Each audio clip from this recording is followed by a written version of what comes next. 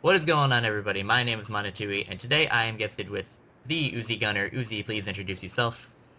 What's going on, ladies and gentlemen? This is the Gunner here in the first time in the GBA channel, and quite frankly, it is a huge privilege to be working with you guys, and I sincerely hope that I don't mess up or bore you guys, so please bear with me. Yes, we are both excited. We're both a little bit nervous.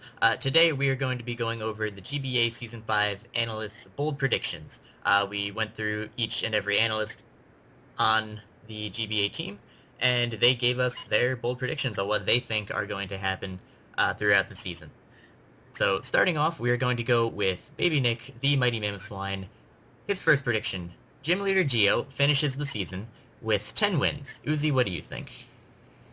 Well, to be honest, every time, whenever I look at Geo's team, he does have very dangerous threats in the form of Mega Pinsir, which, in all honesty, even if no matter how much you plan for it, the thing is, in the end, it still hits like a truck, and it will still end somebody's career.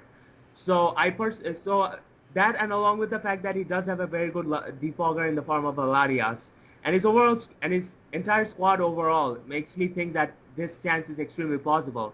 However, at the same time, whenever I look at every team here, I can tell that they have equal amount of threats here, and it's because of that that prediction may not become a reality. Because so in the end, I'd say that it all comes down to how he plays his pokes, you know.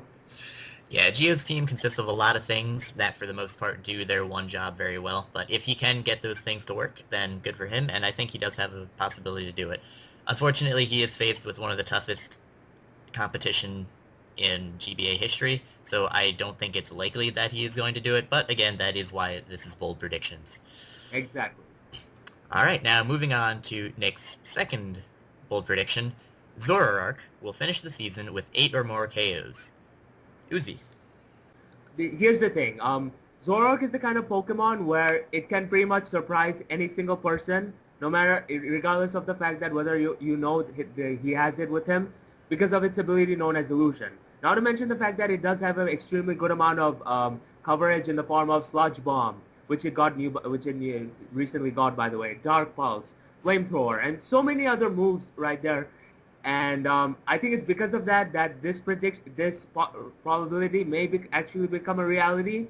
However, in the end of the day, Zoroark is the kind of Pokemon where it kind of needs to set up a nasty plot in order to one-shot things.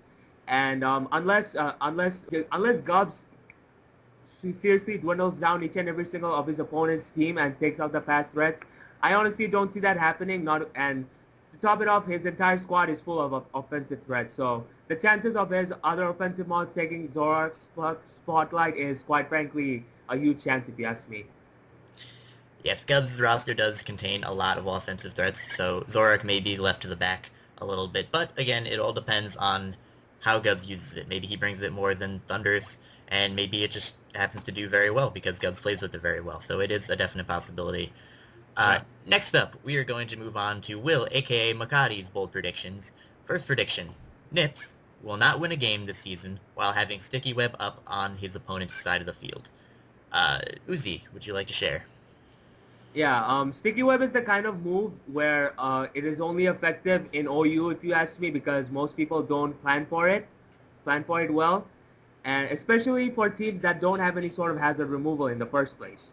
However, when you're in the GBA, where you're clearly aware of what pokes your opponent could bring, I would say Sticky Web will not factor much at all, because every team that I see before me has some sort of a hazard removal, and at the same time, Nips' squad overall does not have anything that punishes hazard removers in the first place, in the form of a defined Pokemon like Bisharp, or something with Rough Skin to punish those that decide to go for Rapid Spin. So with all these factors being considered, I really don't think that the Sticky Web is going to do much. Mm-hmm. And although he does have a spin blocker, it is a very frail spin blocker in the form of Gengar. So pretty much anything with knockoff or a psychic move will be able to punish the Gengar switch in, and they'll be able to spin at a later time regardless. Not punish, end its career. Yes. Okay. Next up, Will's second prediction. Miguel will not lose a game by more than an 0-2. I'm going to start with this one. I believe Miguel's only loss last season came to Mulvone, who beat him, I believe it was either a 2-0 or a 3-0. maybe a 1-0, basically because Stoutland was Was not very happy. happy with Happy. his owner and unfortunately was unable to perform as well as he could. However, Never do animal abuse, ladies and gentlemen. yes, Wafflegate 2016. Anyway, although Miguel is regarded as one of the best battlers in the league format, he is going to be faced with a lot of competition this season. Not only that, but Pokemon is a very cruel, unfair game. He could be doing everything right and still get unlucky and get hacked out, get crit on his win condition, things like that, and suddenly he's taken out of the game. Uh, Although if Pokemon were based on purely just skill, like if it were a chess match, then I think it would be realistic to say that he could lose no worse than 0-2. However, because this is Pokemon, I think he's going to have a very difficult time doing that. Yeah, I mean, Pokemon is the sort of game where you can actually where actually a Ferrothorn can beat a Choice Scarf Magnezone by managing to get freaking 3 Protects up while landing a Leech Seed on it, and then leaving the next HP Fire. So, especially in a game that severely is affected by RNG itself, I really don't think the chances of the chances of that happening will be high. However, again, it's the game of Pokemon. You don't know what's gonna happen, and yeah. Okay, moving on, we are going to go to Blue, aka the Kanto Cast Bold Predictions. Number 1, Dan and Miguel will meet in the finals again this season, just like they did in Season 4. Well, I'm gonna start off this one if it's okay with you. Yep, good. And the thing is, with all due respect, Dan, if you're listening to this, please don't take any sort of offense to this whatsoever. However, the thing is, whenever I look at your current squad and I compare it to the squad last season, I personally don't think it is as versatile as it has currently was back then you had things like Mew, Rotom Wash, and a very unbreakable core in the form of a Chansey and a Mega Sableye. And it's because of versatile Pokemon like Mew and Rotom Wash that you pretty much had the liberty to run whatever sets you ran, whatever sets you wanted, and it's because of that that it got you very far this season, last season. And to top it off, the other drafts compared to this season wasn't as good wasn't as good in my humble opinion. So and to top it off, whenever I look at your current squad, other than Victini, I don't necessarily see much of a versatile mon other than Uxie up to a certain extent and Salamence. So all in all, I really don't think it's gonna happen this time because of the competition and whatnot. But in the end, it all comes down to how well you play your pokes, and if you do, who knows? It may just happen again. In my opinion, there's a lot of competition in this division, as I'm going to say constantly over the time of this recording. There are a lot of extremely good battlers in this division. I think it's going to be very hard for Miguel and Dan to beat all of them once again. Maybe one of them can make it to the finals, but I really don't think that both of them are going to be at the same caliber as they were last season. Exactly. This isn't pro wrestling. Nothing is scripted. Very true. And the next prediction from CantoCast, Old Man Tup finishes the regular season with a record above 500. Uzi. If I compare Tup's squad with the one that he had in season 4, I would say it is a huge improvement because he has one of the most threatening mons along with in the league format along with Mamoswine, and that is Excadrill. And other than a Landorus terrain, which can be easily countered by Choice Specs HP Ice, mind you, I'd say that the chances of that happening are very high because his squad is such a huge improvement, and with threats like Thundurus and Carnet, Arcanine, which mind you is extremely threatening in the format because of its amazing bulk that gives it the liberty to be either physically defensive or Spadef, along with access to Will-O-Wisp and Toxic, and basically the overall support that this team provides, along with a hard hitter like Mega Tyranitar. I actually think that it may just become a reality. But like I said, once again, the squads present here are just as threatening as top squad is. So all in all, it comes down to who plays better, really, and who gets lucky. Mm-hmm. Looking at every other roster, it seems like everyone has at least one check to a potentially Life Orb Sandrush sweeping Excadrill. But again, if Tup decides to bring a Sand Rush Excadrill, he has to know that his job is going to be to remove the thing that stops his win condition. So if he is And able to pull that off, I definitely think it's possible he can pull off the Sand Rush sweep. to fill that role. So I think it's most definitely a possibility. Mm-hmm.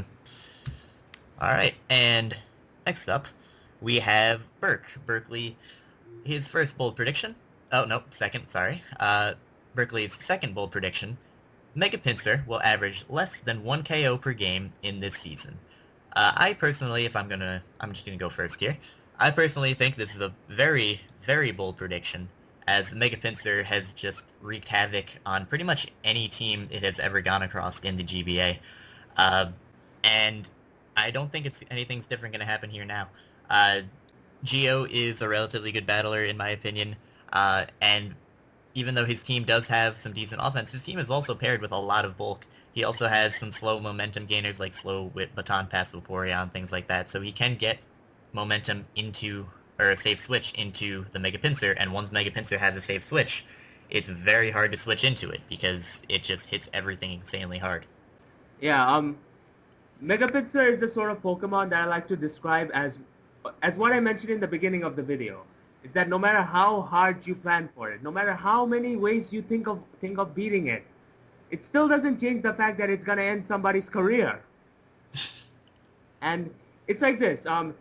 Say you have this Pokemon X to be able to handle Mega Pinsir 1v1, but you can't necessarily switch into it because Return will, for all we know, Return might just one-shot it, especially after an SD, which pretty much cripples other checks to Mega Pinsir that don't have things like Skarmory or a Rotom Wash to aid it.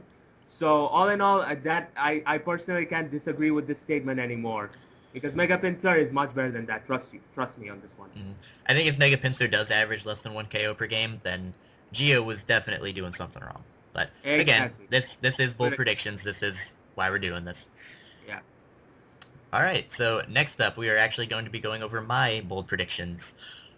First one, Molvone's roster is too based off hyper offense, and he will not make the playoffs because of it.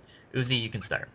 Well, this is coming from a guy whose favorite playstyle is actually hyper offense, and in all honesty, I can't help but agree with this statement even more to be honest, because when you're in a league format, you're pretty much being forced to run mons to counter certain mons, because your opponent knows what Pokemon you will have, and they will run specific sets on these Pokemon to be able to counteract these offensive threats.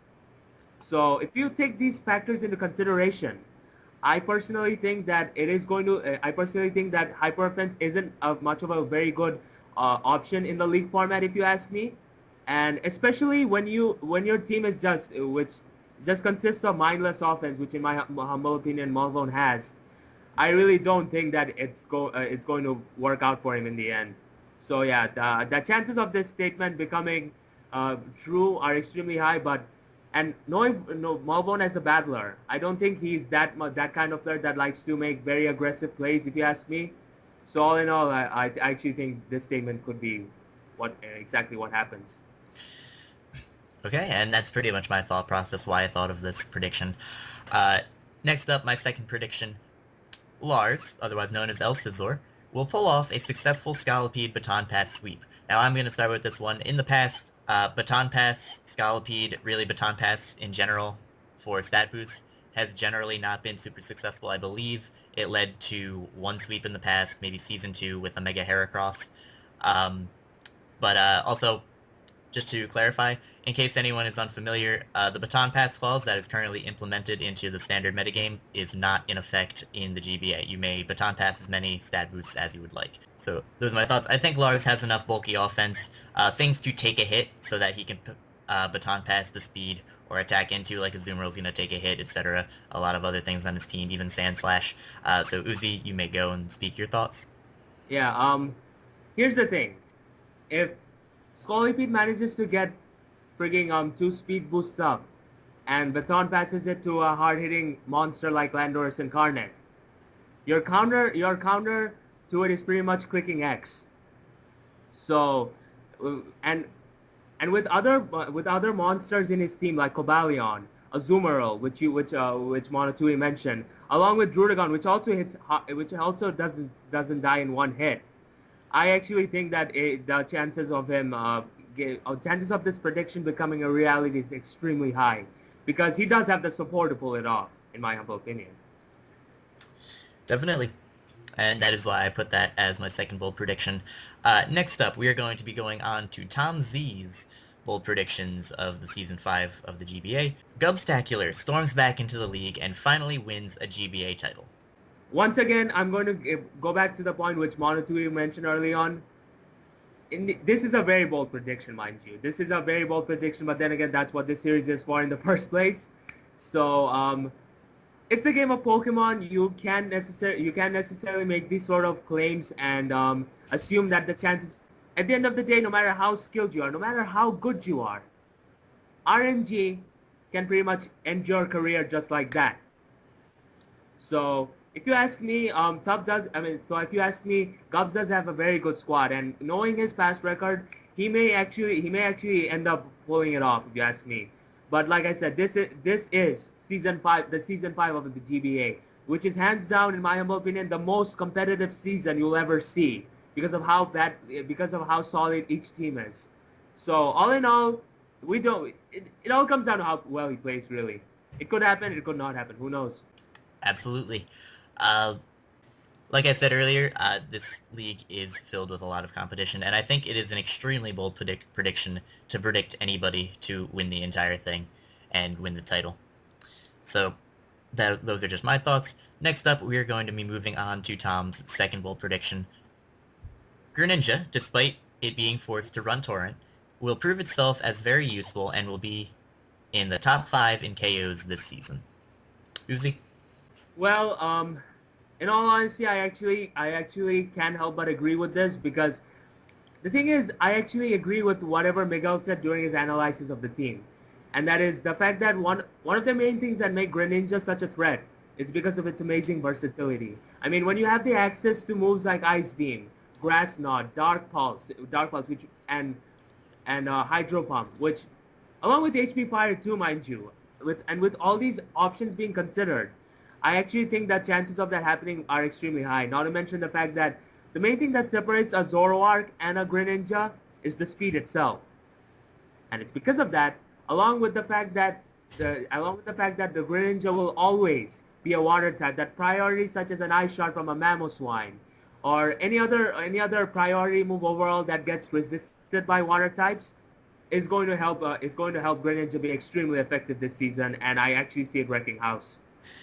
Definitely, it is resistant to the priority forms of Ice Shard, Aqua Jet, Sucker Punch, things like that. I personally think this is definitely one of the most realistic predictions of the season. Greninja is still really good. The only thing it's losing out on is that stab on every hit, which of course is a detriment. But first of all, it's in the hands of Miguel, who's an extremely good battler, and Greninja still has the speed and relatively good power to potentially land itself in the top 5 in the MVP race. Indeed. Alright, moving on, we have our last 2 analyst predictions. We are going on to Kelly, under the radar. Mega Slowbro will get poisoned every match this season. Okay, I like how the word "every" is emphasized on the message, but yeah, I actually can't help but agree with that, to be honest, because whenever you see a Mega Slowbro, you either status condition it, you either have a powerful electric type to beat it, or you just allow it to set up and then quick X later on.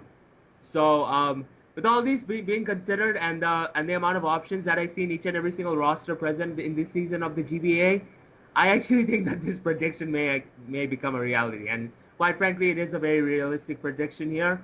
So yeah, I think it's gonna happen. Mm-hmm. The thing about League format, you can run Toxic on pretty much everything and not be made fun of for it. Like, I've done it in the past. I've run random, like, Scarf Toxic Excadrill, Scarf Toxic Lando T. Pretty much anything is going to be running Toxic in order to deal with Mega Slowbro a little bit better. Exactly. I also used to run Toxic Entei to counteract Brett's a current GTC member's Mega Slowbro, and trust me, it worked like a charm. Definitely. Kelly's second bold prediction. A Shed Shell will be ran 8 out of 12 matches versus Sceptile MC's Gothitelle. What are your thoughts? Again, it's another very realistic prediction if you ask me, especially when you have Gothitelle, and if you consider the added amount of time that takes when you do it in a freaking 3DS, I actually think that the chances of that happening are extremely high. I mean, Gothitelle is actually, no matter what people say about it, people can call it a freaking butterfree of the league format, but in the end of the day, Gothitelle is actually a very threatening Pokemon, and it can help take down a very effective threats if you ask me, especially the choice card variant, which quite frankly makes it a very good revenge killer. So, and it's because of that to make sure that they're good, the good threats. I mean, the threats that sure that they don't just die to Gothitelle. It may just they may just run freaking Shed Shell on their Pokemon to be able to counteract it. So yeah, I actually think it's gonna happen. Shed Shell is, of course, the best counter to Gothitelle's ability, Shadow Yeah. Tag.